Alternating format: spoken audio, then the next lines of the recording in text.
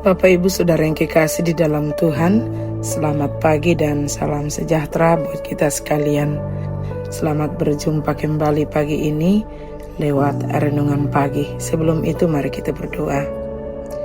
Kami mengucap syukur kepadamu ya Tuhan di pagi hari ini, untuk kasih setia Tuhan yang tak pernah habis-habisnya kami boleh alami dalam perjalanan kehidupan kami. Kami boleh ada sampai saat ini semua karena kasih dan kemurahan-Mu. Pagi hari ini kami akan merenungkan firman-Mu. Berkatilah kami untuk mengerti, memahami kebenaran-Mu dengan baik. Di dalam nama Tuhan Yesus kami berdoa. Amin.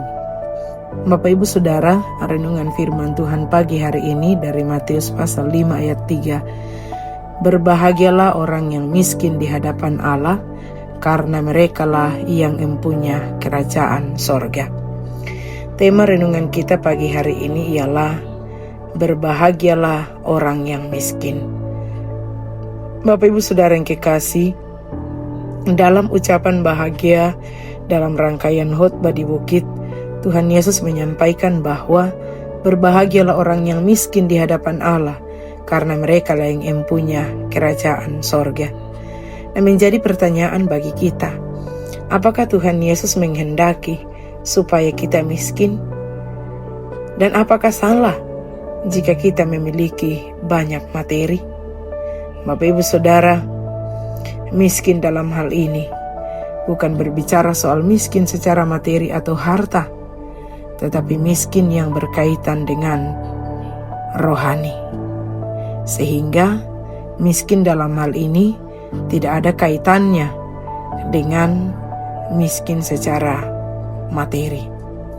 Nah, orang yang miskin di hadapan Allah artinya orang yang menyadari bahwa dengan kekuatannya sendiri ia tidak bisa mencapai Allah. Dia merasa keadaan dirinya jauh dari apa yang Tuhan kehendaki. Maka ia merasa perlu datang kepada Tuhan untuk diajar dan dibentuk oleh Tuhan untuk memiliki kualitas hidup seperti yang Tuhan kehendaki. Inilah yang menjadi alasan mengapa Tuhan menerima mereka yang merasa miskin di hadapan Allah dan membuatnya menjadi empunya kerajaan sorga, yaitu orang-orang yang memiliki kesediaan hidup di dalam tuntunannya.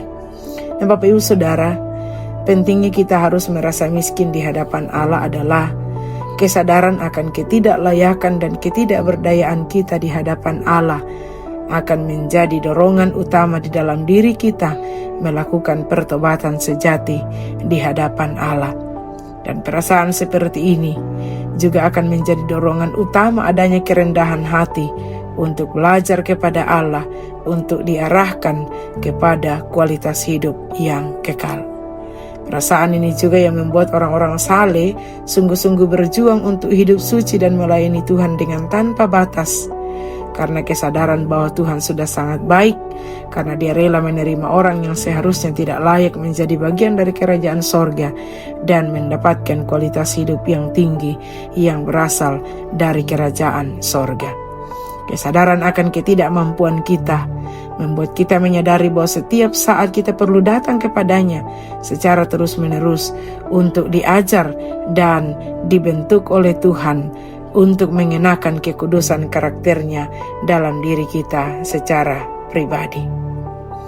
Orang yang merasa dirinya sudah mengetahui kebenaran, merasa tidak perlu membenahi dirinya di hadapan Allah untuk terus sempurna seperti yang Allah kehendaki, maka ia akan direndahkan oleh Allah, sebab ia memiliki kesombongan di dalam dirinya yang tentu hal ini ditentang oleh Allah.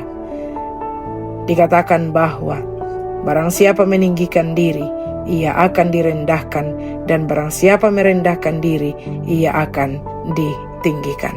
Karena itu, datanglah setiap waktu kepada Tuhan dalam ketidakmampuan kita, dalam ketidakberdayaan kita. Sediakan diri kita seluas-luasnya untuk dibentuk oleh Allah dalam hidup ini, untuk semakin disempurnakan menjadi mempelai Kristus yang diperkenankan. Amin. Atas firman Tuhan, mari kita berdoa. Bapa di sorga, terima kasih untuk kebenaran firman-Mu. Kami boleh renungkan bersama sejenak pagi hari ini. Tuhan memberkati firman-Mu bagi kami, sungguh-sungguh menjadi rema akan menuntun perjalanan hidup yang Tuhan anugerahkan bagi kami. Berkati kami semua menjalani hari ini, apa yang kami kerjakan dibuat Tuhan berhasil. Keberadaan kami memuliakan Tuhan, menjadi berkat bagi orang-orang di sekitar kami. Dalam nama Tuhan Yesus kami berdoa. Amin. Bapak Ibu Saudara, demikian renungan firman Tuhan pagi hari ini. Selamat pagi, selamat beraktivitas. Tuhan memberkati kita semua. Amin.